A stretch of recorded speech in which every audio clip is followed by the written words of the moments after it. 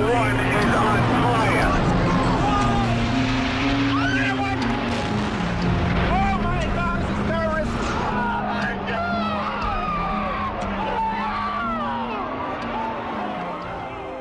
Nearly 3,000 people were killed on 9/11. 343 of them were firemen. By the time we all knew terrorists had attacked America, more than 1,000 New York firemen were already at ground zero. It looked like a nuclear bomb hit. I mean, everything was just flattened. It was just like something I'd never seen before, and it was very eerie. What had begun as the most heroic of rescue missions was now the grimmest of recoveries. We found nobody that day. I mean, we found parts of people. I mean, everyone that we found was gone. The crew of Engine 24, ladder number 5, was all but wiped out on September 11. I see the guys every day, the pictures, and we still talk about them a lot in the firehouse. There were just 289 bodies found intact from the cleanup, and these men feel like the lucky ones. They were able to find their mates. If we found one of our own, we try and give them the courtesy of carrying them out. It was glad to bring them home, but it was also sad that they weren't going home.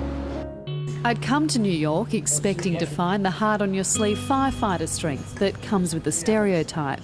What I found were broken men. I still dream of a particular woman. We found her. She was about 20 feet down in a rubble, and her hand was facing up towards us, and her eyes were open. So it was like, maybe she's alive. And then as you sit there, you know she's not, but you're hoping that she is. You know, maybe we can get one person out today. But On that Tuesday, Roger Montalvo was supposed to be working, but swapped shifts with his partner, John Shart. my wife called me up. She had a suspicion that she might be pregnant.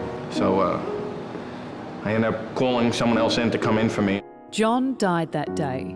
His body was found 4 months later, buried 20 metres below street level. It's unfortunate his son and my son were born almost a couple days apart. He never got to see his son, and I'm with mine. Roger arrived to help as the second tower collapsed. He then spent 9 months working and often sleeping in the toxic dust, made up of pulverised concrete, asbestos and glass fibres. Like many others who volunteered at Ground Zero, he paid a price. They found spots on my lungs, and they originally thought I had lymphoma, and they ended up finding I have sarcoidosis, which is lung scarring. Roger's condition forced him into retirement 5 years later, at just 29. Victims of sarcoidosis over the past 10 years have been added to the 9/11 death toll, with more casualties likely to come. You know, besides all the medications I take, I mean, they can't go into my lungs and take out spots. Who knows what will happen? All I could think of was Roger's wife. Arlene knows she's fortunate that her husband did come home. I didn't know where he was. They had him listed as dead in the firehouse because he was supposed to work. But the last 10 years has not been easy for the Montalvo family. Every day is something. It's coughing, can't breathe, you know, can't play with the kids. Do you worry what might happen? What? Oh, yeah, of course. You know, every day, you know, you read in the paper that, you know, someone else has died from, you know, the complications. What about the mental scarring since that day for Roger? I can tell you he's not the same person I married. He's not happy the way he used to be all the time, but I think, you know, that's normal for anyone who's been through that. Have you been able to not cope? Well, yeah.